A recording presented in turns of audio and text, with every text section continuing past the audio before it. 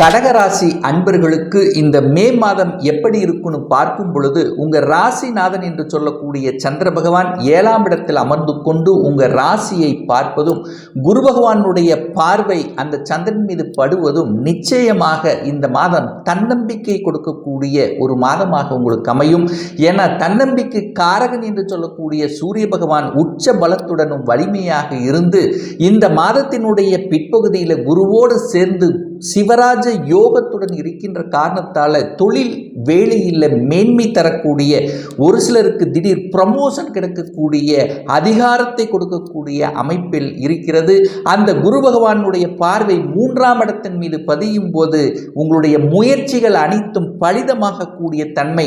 ஆனால் சனி பகவான் 2ஆம் இடத்தை பார்க்கறதுனால குடும்பம் சார்ந்த விஷயத்தில் மட்டும் கொஞ்சம் விட்டு கொடுத்து அனுசரணையோடு செல்லணுங்கிறதையும் ஆழமாக மனதில் பதிய வைத்துக் கொள்ளுங்கள்.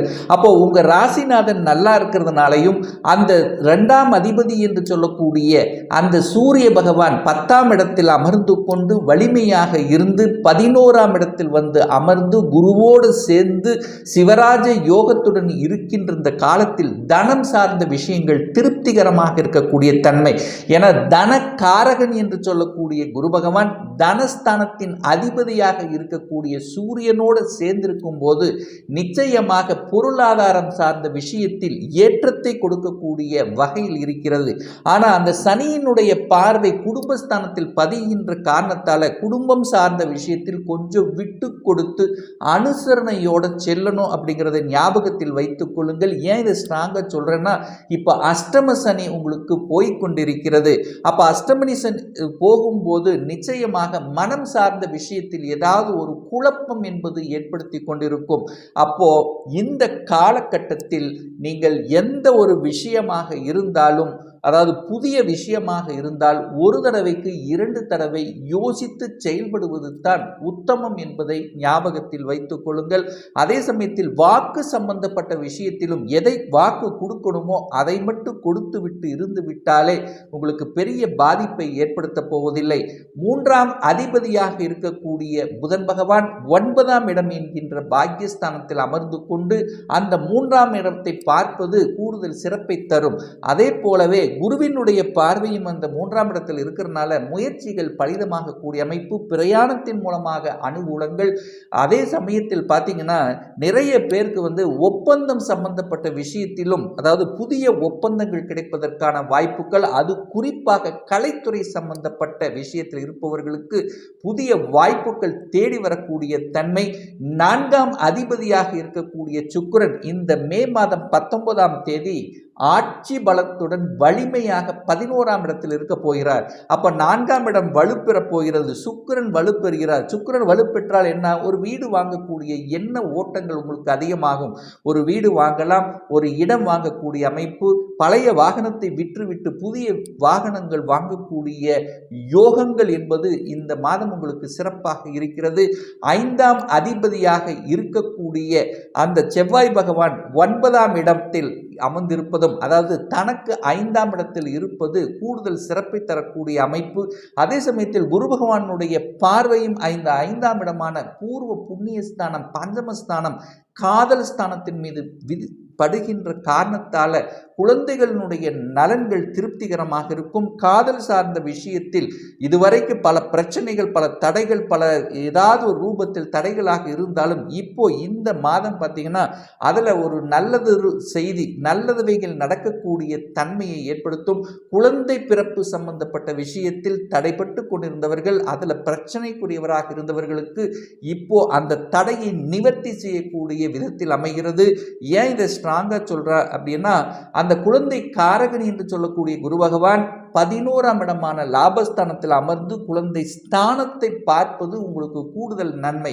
அப்ப நிச்சயமாக இந்த வருடத்தில் குழந்தை சத்தம் உங்க வீட்டில் கேட்கக்கூடிய தன்மை, அதனால ஒரு மனமகிழ்ச்சி, சந்தோஷம் கிடைக்கக்கூடிய வகையில் இருக்கிறது. அதே சமயத்தில் 5ஆம் இடம் என்பது பதவியை குறிக்கக்கூடிய இடம், பட்டத்தை கொடுக்கக்கூடிய, ஒரு சிலருக்கு பதவிகள் தேடி வரக்கூடிய தன்மை, அடிஷனல் ரெஸ்பான்சிபிலிட்டி கிடைக்கக்கூடிய தன்மை, கடந்த காலத்தில் கஷ்டப்பட்டு படித்து கொண்டிருந்தவர்கள் ஏதாவது ஒரு கோர்ஸ் படிக்கணும் என்று ஆசைப்பட்டு கொண்டு அந்த கோர்ஸ் கிடைக்காமல் தவறி போய் இப்போ இந்த காலகட்டத்தில் பார்த்தீங்கன்னா நீங்கள் நினைத்த கோர்ஸ் எடுத்து படிக்கக்கூடிய சூழ்நிலை சந்தர்ப்பத்தை நிச்சயமாக உங்களுக்கு உருவாக்கும். 6க்குரியவன் என்று சொல்லக்கூடிய அந்த குரு பகவான் தனக்கு 6ஆம் இடத்தில் உட்கார்ந்திருக்கார். அப்ப 6 என்பது என்ன? கடன், நோய் எதிர்ப்பு, பகை தரக்கூடியவன் அல்லவா? அவர் தனக்கு 6ஆம் இடத்தில், அதாவது 11ஆம் இடத்தில் இருக்கும்போது கடன் தொல்லைகள் இருந்து விடுபடுவதற்கான வாய்ப்புகள், சந்தர்ப்பங்களை ஏற்படுத்தி கொடுக்கும்.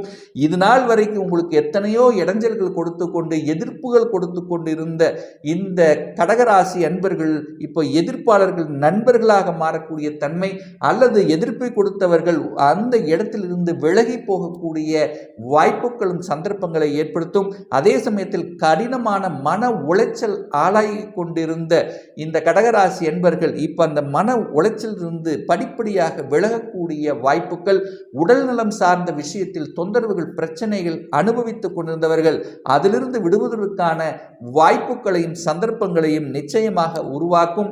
7ஆம் இடம் என்பது கூட்டு தொழிலை சம்பந்தப்பட்ட இடம் அல்லவா? அப்ப கூட்டு தொழில் சார்ந்த விஷயத்தில் பிரச்சனைகள், தொழில் சார்ந்த விஷயத்தில் சின்ன சின்ன தொந்தரவுகள் ஓடிக்கொண்டிருந்தா இப்போ உங்களுக்கு ஞானோதயம் பிறக்கும்.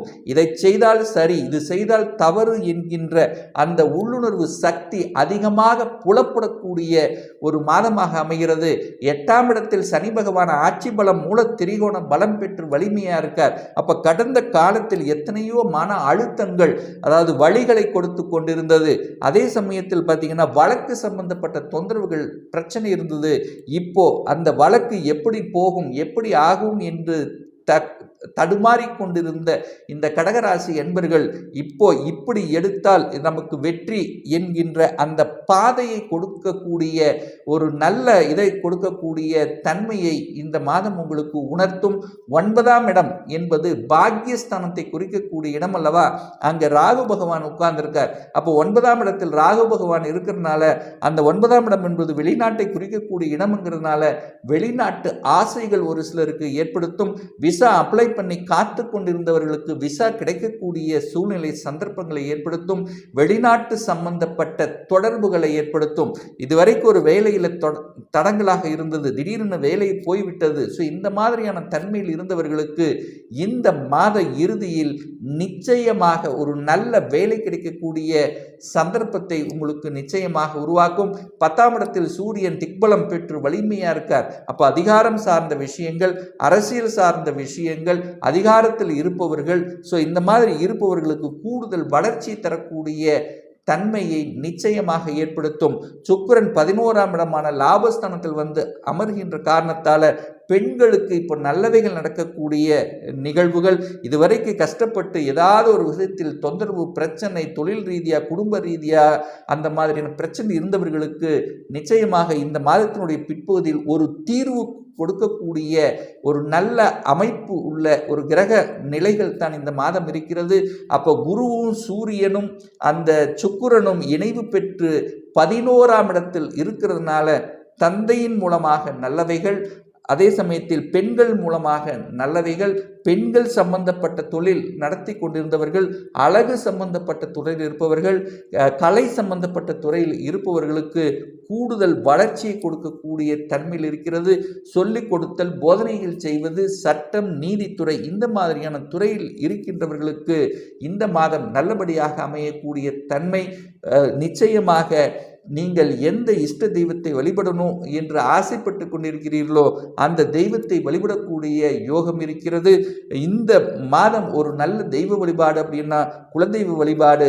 ஒவ்வொரு அமாவாசை என்று குலதெய்வத்தை சென்று வழிபடும் போது நிச்சயமாக முன்னோர்களினுடைய ஆசீர்வாதம் பெற்றுத்தருங்கிறதுல எந்தவித மாற்று கருத்தும் கிடையாது. இப்போ நான் சொன்னது கோச்சார ரீதியான இந்த மாதத்துக்குரிய ஒரு பொதுவான பலன்கள். இந்த ராசி நட்சத்திரத்தில் பார்த்தீங்கன்னா பல கோடி பேர் இருப்பீங்க. ஆனால் எல்லாருக்கும் ஒரே மாதிரியான பலன்னா நிச்சயமாக இல்லை. ஏன்னா ஒவ்வொருடைய ஜாதகரும் டிஃப்ரெண்ட், ஒவ்வொருத்தரும் டிஃப்ரெண்ட், ஒவ்வொருடைய தசா புத்திகளும் வேறுபடும். இந்த கோச்சார பலனை ஒரு 3 மாதத்துக்கு கண்டினியூ பாருங்க. அது சரியாக செட் ஆகலை அப்படின்னா நிச்சயமாக உங்களுடைய தசநாதனோ அல்லது புத்திநாதனோ 6, 8, 12ஆம் அந்த தொடர்பு நிச்சயமாக இருக்கும். ஒரு துல்லியமான பலன் வேணும் அப்படின்னா உங்களுடைய சொந்த ஜாதகம், சுய ஜாதகத்தில் கிரகங்கள் எப்படி இருக்கிறது, என்ன ஆதிபத்தியம், எத்தனை டிகிரியில் இருக்கார், இப்போ நடப்பு தசா புத்தி அந்தரம் சூட்சமம் வாயிலாக நீங்கள் கேட்கக்கூடிய எந்த கேள்வியாக இருந்தாலும் இந்த வருடம் சொந்த தொழில் செய்வதற்கான கொடுப்பினை இருக்கா, அப்படி இருக்கக்கூடிய பட்சத்தில் எப்போ நம்ம சொந்த தொழில் செய்யலாம், இப்போ +2 முடிச்சிட்டேன் எந்த கோர்ஸ் படிப்பேன், அந்த படிப்பதற்கான விதி கொடுப்பினை என்ன இருக்கிறது, திருமண தடை ஏற்பட்டு கொண்டிருக்கு, எப்போதான் நமக்கு திருமணம் நடக்கும், எப்போ நம்ம குழந்தை பாக்கியம் கிடைக்கும், எப்போ நமக்கு வீடு கட்டக்கூடிய யோகம் இருக்கிறது, இது போன்ற கேள்விகளுக்கு துல்லியமான பலனை நம்மால் கூற முடியும். ஒரு பர்சனல் கன்சல்டேஷன் எடுத்துக்கணும், ஒரு சுய ஜாதகம் பார்க்கணும் என்று விருப்பமுடைய அன்பர்கள் டிஸ்பிளே தெரியக்கூடிய நம்பருக்கு வாட்ஸ்அப் மூலியமாகவோ ஃபோன் கால் மூலியமாகவோ தொடர்பு கொண்டு அப்பாயின்மெண்ட் பெற்றுக்கொண்டு கன்சல்டேஷன் எடுத்துக்கலாம். இந்த பதிவு நிச்சயமாக உங்களுக்கு பிடித்திருக்கும் என்று நினைக்கிறேன். உங்களுக்கும் உங்கள் உறவுகளுக்கும் ஷேர் செய்யுங்க. நம்மளுடைய சேனலை ஃபஸ்ட்டு டைம் நீங்கள் பார்ப்பவர்கள் என்றால் மறக்காமல் சப்ஸ்கிரைப் பண்ணிக்கிங்க. பக்கத்தில் இருக்கின்ற பெல் பட்டன் மற்றும் ஆல் நோட்டிஃபிகேஷனை கிளிக் பண்ணும்போது நான் போடக்கூடிய அடுத்தடுத்த பதிவுகள் உங்களுடைய நோட்டிஃபிகேஷனில் வந்து சேரும். இந்த ராசி நட்சத்திர நேயர்கள் அனைவரும் வாழ்க வளமுடன் என்று எனது வாழ்த்தினை தெரிவித்துக் கொண்டு விடைபெறுகிறேன். நன்றி, வணக்கம், வாழ்த்துக்கள்.